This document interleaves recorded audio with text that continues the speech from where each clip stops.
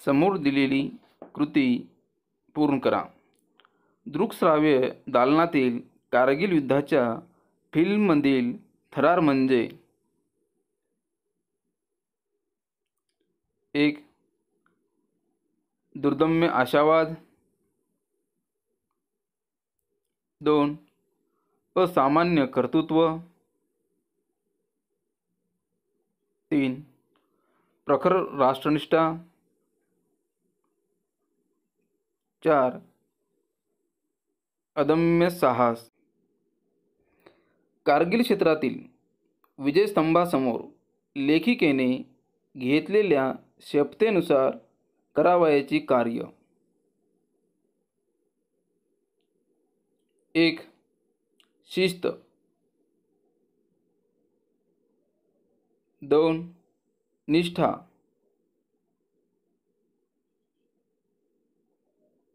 3. समर्पण. 4. त्याग. लेखिकेने सांगितलेल्या शहरी जीवनाची वैशिष्ट्ये. 1.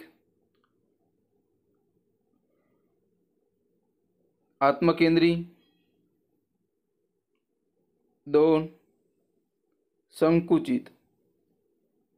हे लेखिकेने वर्णन केलेल्या भारतीय जवानांची वैशिष्ट्ये. 1. अहंकार, बडेजाव आणि प्रतिष्ठितपणाची चढलेली पुढं निखळून पडताहेत वैशिष्ट्य आहे. 2. दऱ्याखोऱ्यात एकाकी भन्नाट रौद्र ठिकाणी एकटे राहतात हे जवानांची वैशिष्ट्य आहे. 3. हिरवळीचा संबंध नसणाऱ्या भूप्रदेशात राहून ममत्व बंधुभाव जपणारे सैनिक आहेत. 4. सैनिक हे हिरे आहेत. चौकटीत उत्तरे लिहा. प्रश्न. तोलोलिंगच्या पायथ्याशी असलेले स्मारक. उत्तर आहे ऑपरेशन विजय. 2. भयान पर्वतावर चढणारे.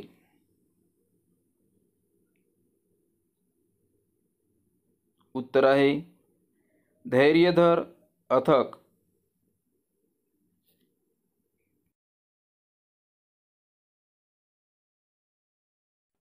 3. मृत्यूलाच आव्हान देणारी.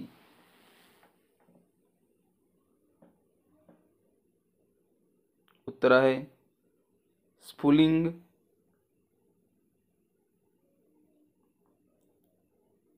4. कारगिल युद्ध यांच्या आठवणींना उजाळा देणारा. उत्तर आहे स्टॉन्झिन. 5. 24 जणांची लडाख भेट. उत्तर आहे मिशन लडाख.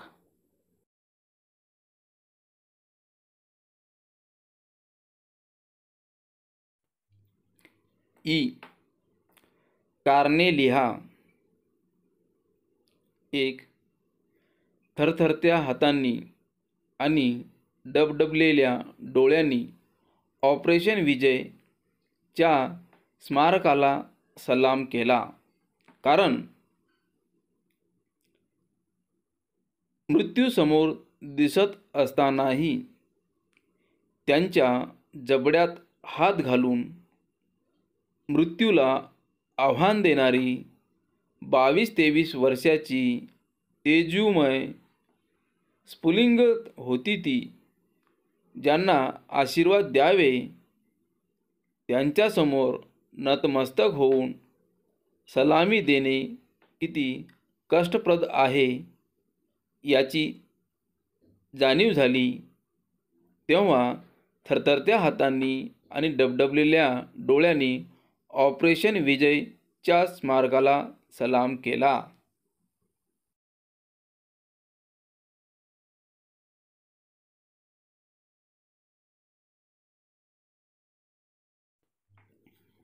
2.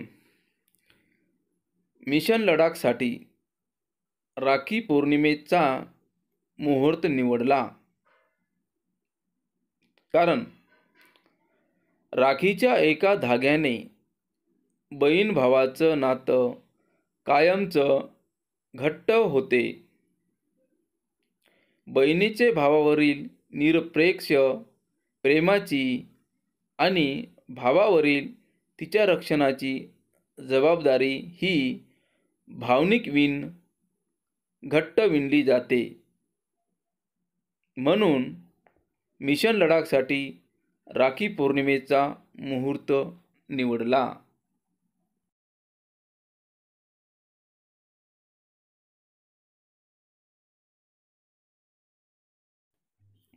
3. लष्कराबद्दलच्या आत्मीयतेच्या व अभिमानाच्या पोतडीत आमच्यावरील ऋणांचं एक एक गाठोडं जमा होत होतं. कारण थंडीमुळे थरथरणाऱ्या आम्हाला गरम पाणी देऊन सैनिकांनी उबदार स्वागत केलं. कर्नलला फोन लावला आणि समोरून आवाज आला, अरे आप कैसे हो? तुमच्यासाठी राहण्याची व्यवस्था केली.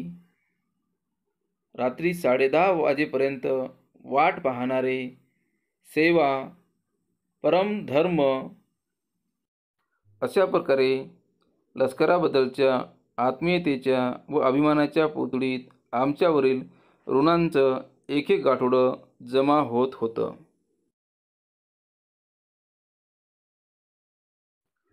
समाजात होत जाणाऱ्या बदलाबद्दल कर्नल राणा थोडे व्यथित होते.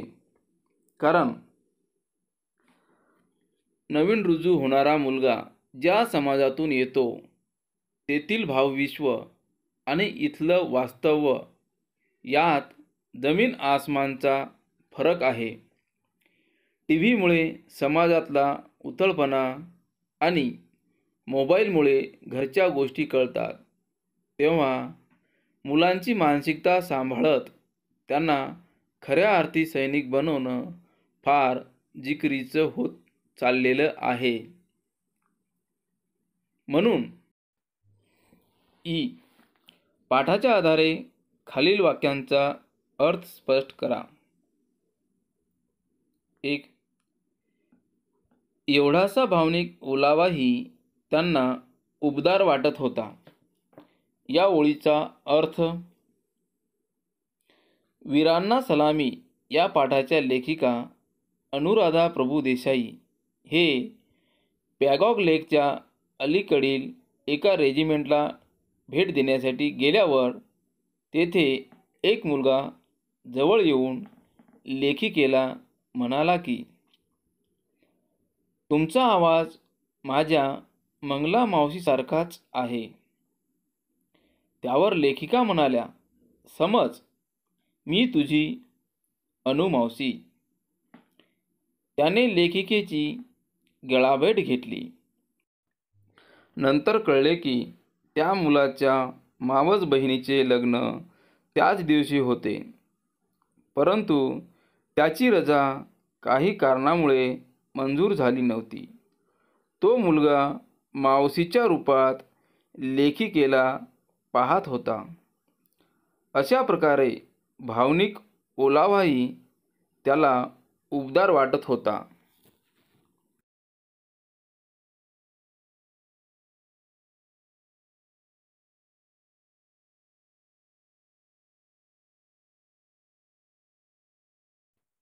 दोन.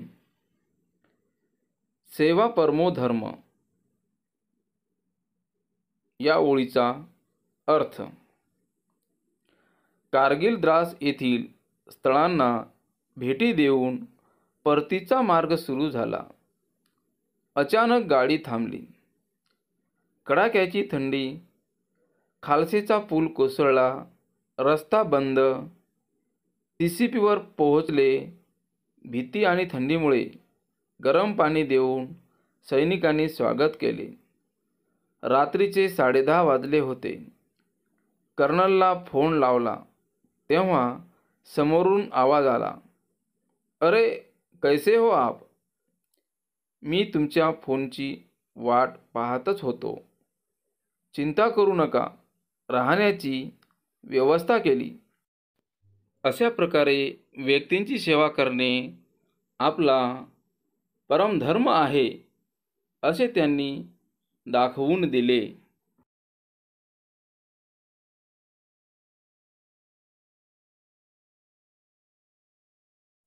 3. गालावरती वाहणारे अश्रूंच्या माळा एका क्षणात हिरेजडित झाल्या.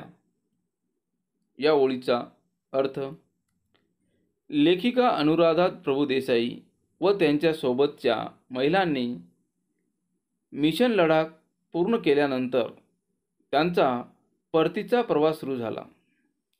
मोठ्या संकटांचा सामना करण्याची वेळ आली तेव्हा त्यांच्या डोळ्यातून अश्रूंच्या धारा वाहत होत्या. तेव्हा कर्नलने त्यांना आत्मीयतेने विचारणा केली. राहण्याची, जेवणाची व्यवस्था करण्यासाठी उंच, दणकट मेजर आकाश हसत मुखाने समोर आला आणि म्हणाला, "या माझ्या मागोमाग." तेव्हा सर्वांचा जीवात जीव आला. अशा प्रकारे दुःखामुळे डोळ्यातून वाहणारे अश्रू एका क्षणात रत्नजडित, हिरेजडित झाले. 4. लष्कर आणि नागरिकांमध्ये तुम्ही एक भावनिक सेतू बांधत आहात. या ओळीचा अर्थ: 1999 मधील कारगिल युद्धाच्या वेळी कर्नल कुशल ठाकूर हे तोलोलिंग मोहीम फत्ते करण्याचे शिल्पकार होते. ते लेखिकेला म्हणाले की आपण 5 वर्षाचा वादा केला, तो पूर्णपणे केला. पण हे मिशन बंद करू नका. इथे नेहमी या. आमच्या जवानांचा हौसला बुलंद करा. शहरातील कुशाग्र बुद्धिवान मुलांना कमिशन्ड ऑफिसर म्हणून डिफेन्स सर्व्हिस जॉईन करायला सांगा. तरुण मुलींना सांगा की जवानाशी लग्न करण्यास डगमगू नका. हे तुम्ही जे काम करत आहात ते लष्कर आणि नागरिकांमध्ये एक सेतू बांधत आहात. हे काम तुम्ही बंद करू नका. प्रश्न दुसरा. व्याकरण. खालील वाक्प्रचारांचा अर्थ लिहून वाक्यात उपयोग करा. 1. जमीन आसमानाचा फरक असणे. अर्थ: खूप तफावत असणे. वाक्य: गीता शांत मुलगी व बबिता रागीट मुलगी आहे. या दोघींच्या स्वभावात जमीन आसमानाचा फरक आहे. 2. आग ओकणे. अर्थ: तीव्र मारा करणे. वाक्य: भारतीय शूर जवानांनी शत्रूंच्या तळावर तोफातून आग ओकली.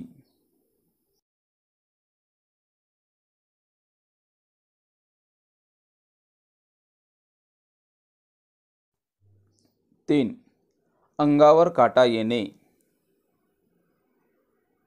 अर्थ: भीतीने अंगावर शहारा येणे.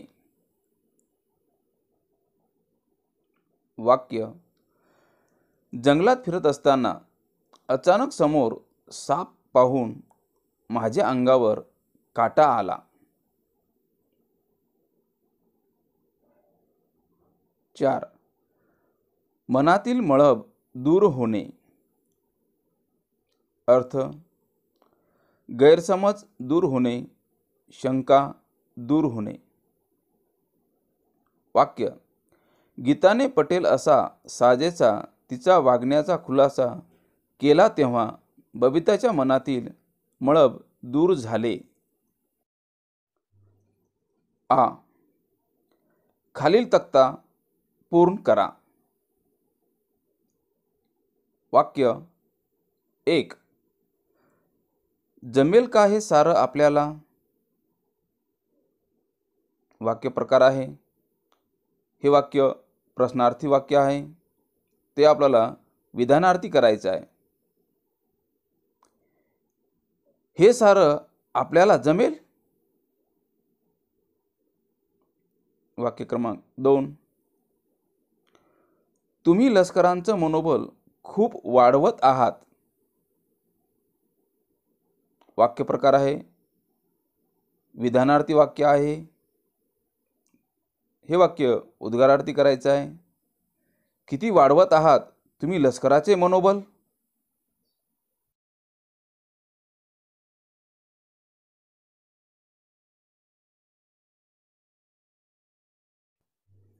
वाक्य 3. यापेक्षा मोठा सन्मान कोणताही नव्हता. हे वाक्य प्रकार आहे. नकारार्थी वाक्य आहे. वाक्य प्रश्नार्थक करायचं आहे. यापेक्षा मोठा सन्मान कोणता होता का?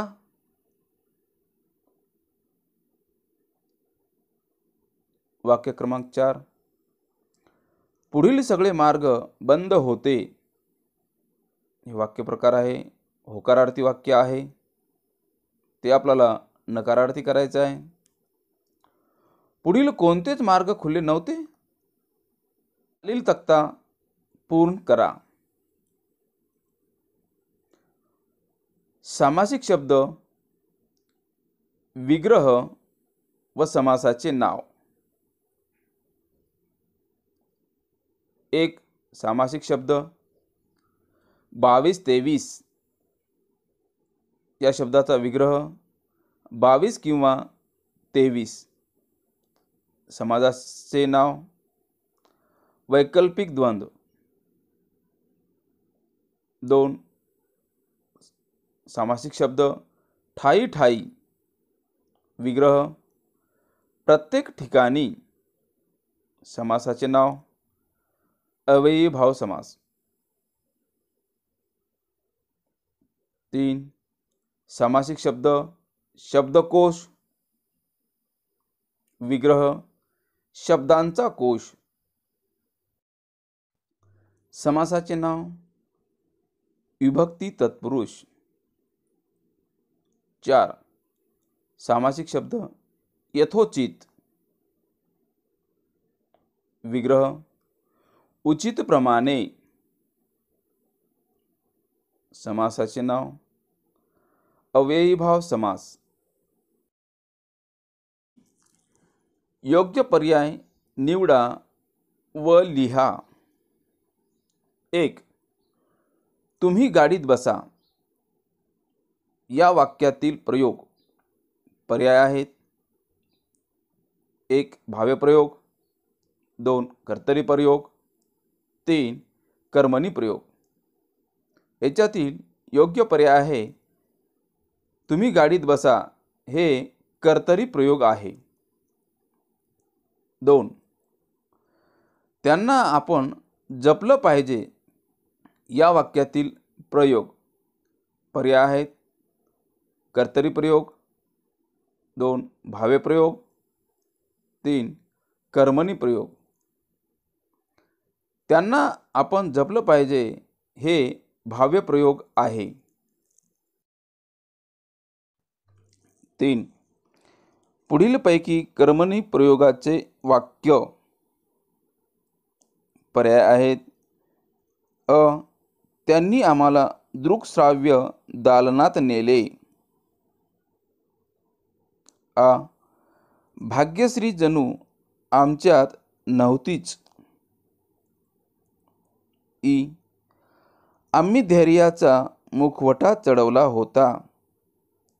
या 3 पर्यायापैकी कर्मणी प्रयोगाचे वाक्य आहे, आम्ही धैर्याचा मुखवटाच चढवला होता.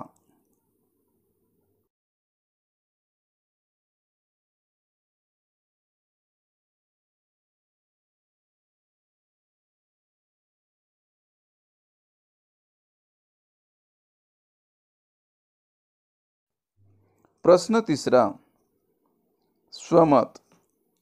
अ, जिस देश पर मैंने अपना बच्चा कुर्बान किया है, उस देश से थोडा प्यार तो करो, असे शहीद झालेल्या वीरांच्या आईने का म्हटले आहे ते स्पष्ट करा.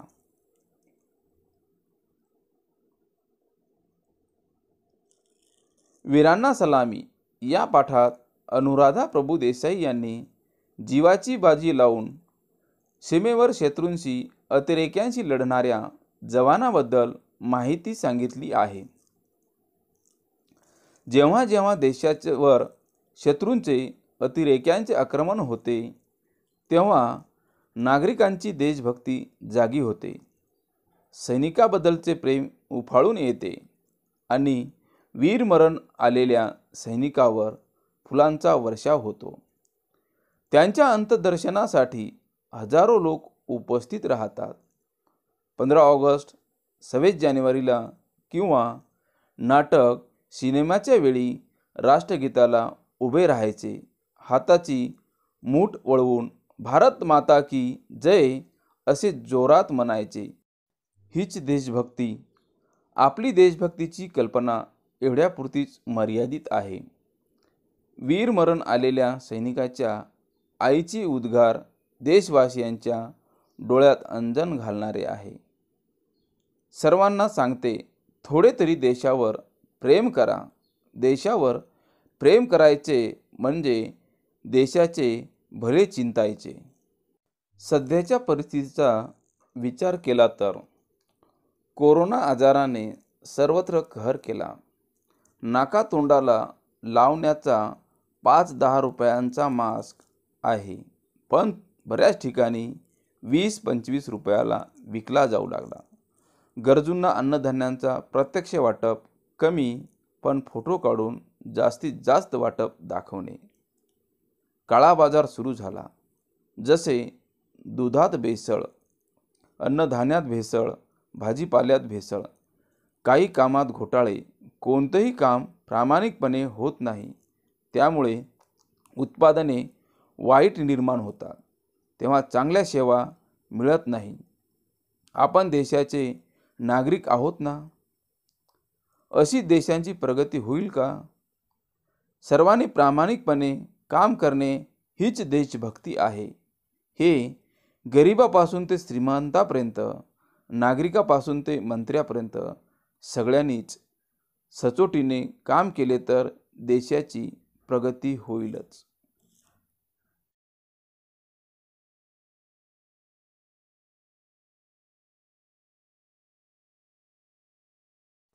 आ.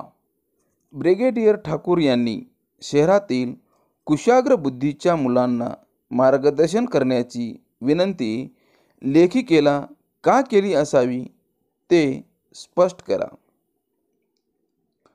लेखिका अनुराधा प्रभुदेसाई यांनी वीरांना सलामी या पाठात सेना दलाविषयी लोकांच्या मनात असलेले गैरसमज व परकीय अतिरेक्यांचे आक्रमण होते त्यावेळी सेना दलाबद्दल असलेले अफाट प्रेम याविषयी माहिती दिलेली आहे.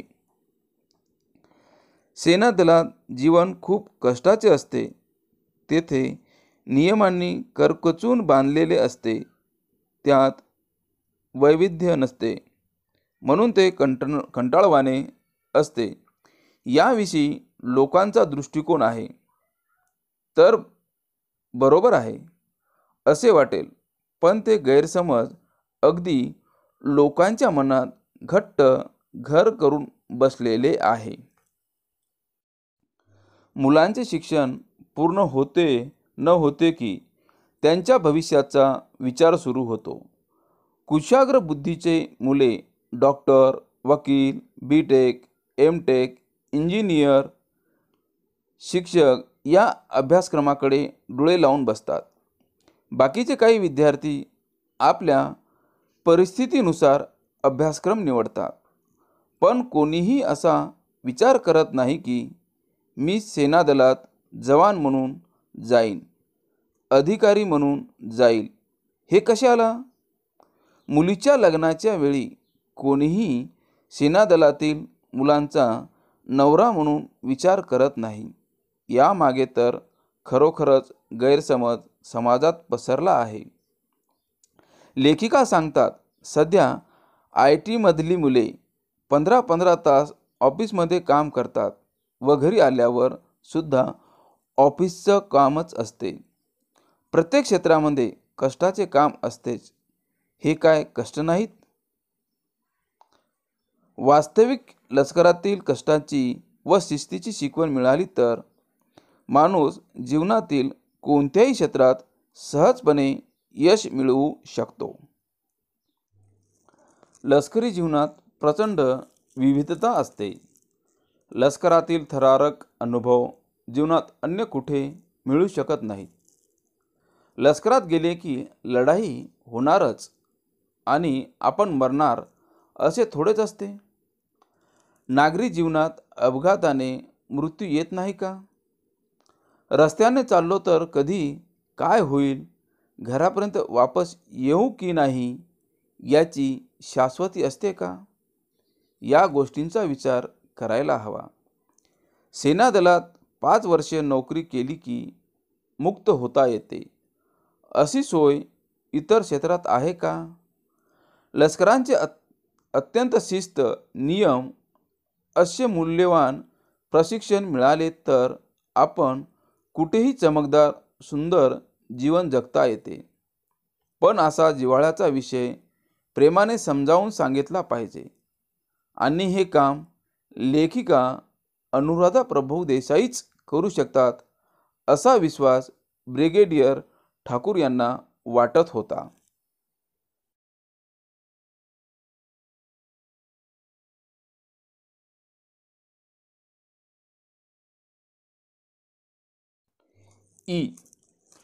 आम्हाला सैनिक नावाचा माणूस कळू लागला.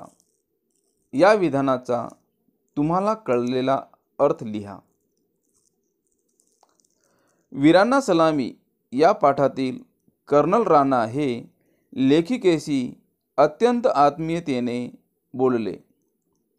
त्यांच्या बोलण्यात परकेपणा किंवा औपचारिकपणा नव्हता. त्यांच्या मनात सेनादलाविषयी विलक्षण कळकळ होती.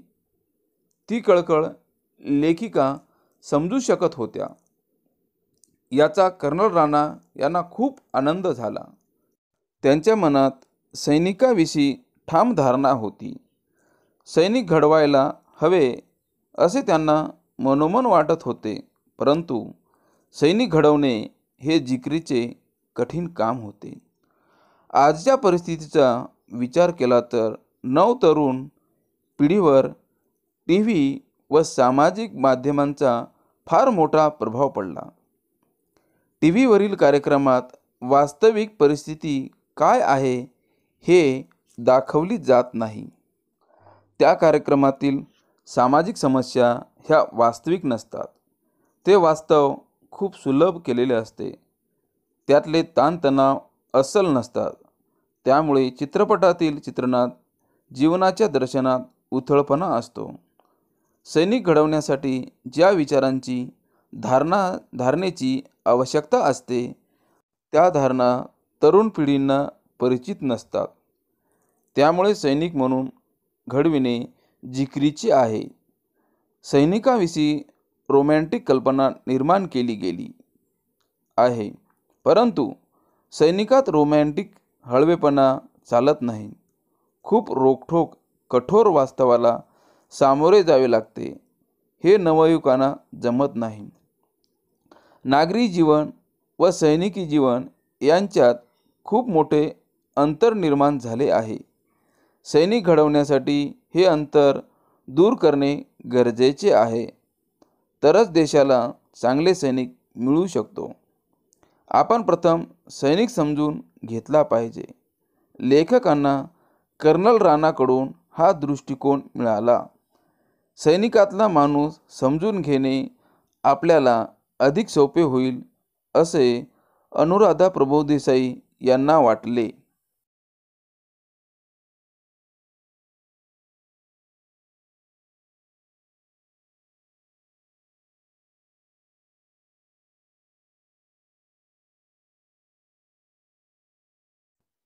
प्रश्न चौथा.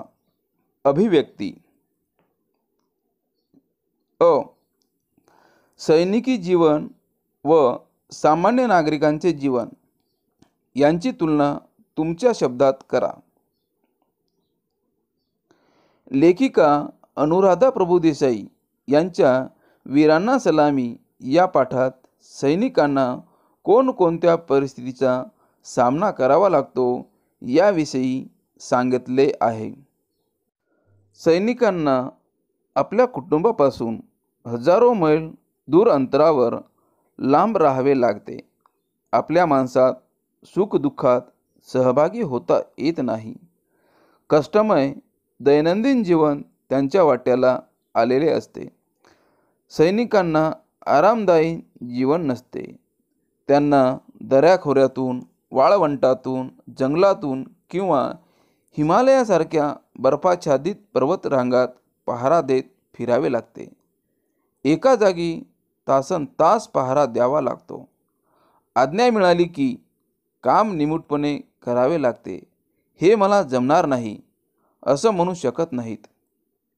सैनिकाला संसार स्वातंत्र्य नसते.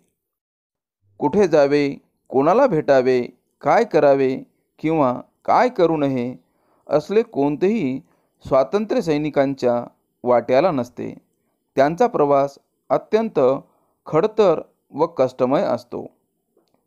याउलट नागरिकांना दैनंदिन जीवन जगण्याचे पूर्णपणे स्वातंत्र्य असते.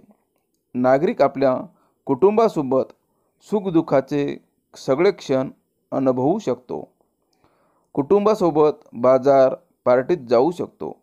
कुठेही कधीही कोणाकडेही जाऊ शकतो. कोणालाही भेटू शकतो. परिवारासोबत कोणत्याही प्रकारचे मनोरंजनात सहभागी होऊ शकतो. तसे स्वातंत्र्य सैनिकांना नसते. त्यांच्यासमोर एकच काम असते, देशाचे रक्षण.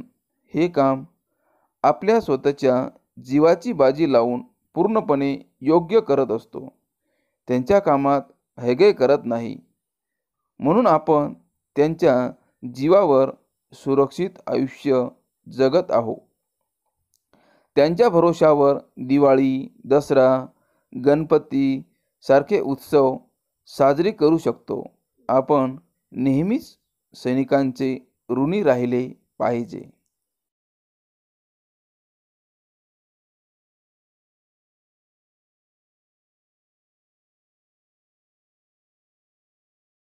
आ.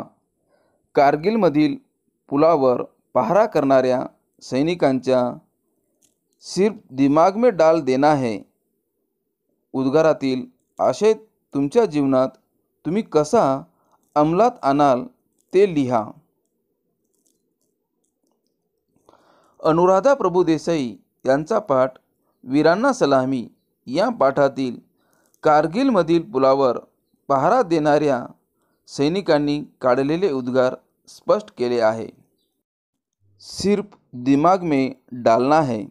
सैनिकांनी दिलेला हा मंत्र मला खूप आवडला. मी प्रत्यक्षात अंमलात आणणारच. मी तसं बऱ्याच वेळा केलेलं आहे. अगोदर हा मंत्र मला माहीत नव्हता. मी काही कामे बेधडकपणे पूर्ण केले. पुढील उदाहरणावरून स्पष्ट करणार आहे. मी 5वीत असताना मला पुस्तक बरोबर वाचता व लिहिता येत नव्हते. तेव्हा मी खूप गोंधळलेल्या अवस्थेत होतो. मला काही समजत नव्हते.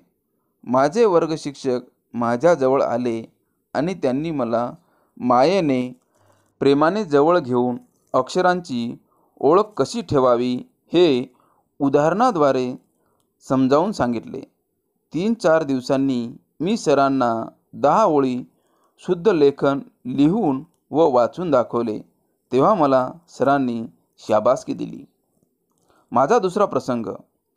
मला मित्रासोबत सायकलची स्पर्धा लावणे व खेळणे खूप आवडत असे. घरातले कामे करावे आई मला नेहमी सांगत, परंतु त्याकडे मी दुर्लक्ष करत असे. एक दिवस आईला बाहेरगावी जावे लागले, तेव्हा मला उपाशी राहण्याची माझ्यावर वेळ आली. तेव्हा माझ्या डोक्यात भुकेच्या विचाराने थैमान घातले. तेव्हा मी मनाशी ठरवले, स्वयंपाक करायला सुरुवात केली. त्यावेळी आईने माझे कौतुक केले. हे मला कसे जमले हे आता माझ्या लक्षात आले. हाच तो मंत्र, सिर्फ दिमाग में डालना है, असावा. तेव्हापासून मी ठरवून टाकले, माझ्या कामाचे नियोजन स्वतः करणार, योग्य प्रकारे पार पाडणार.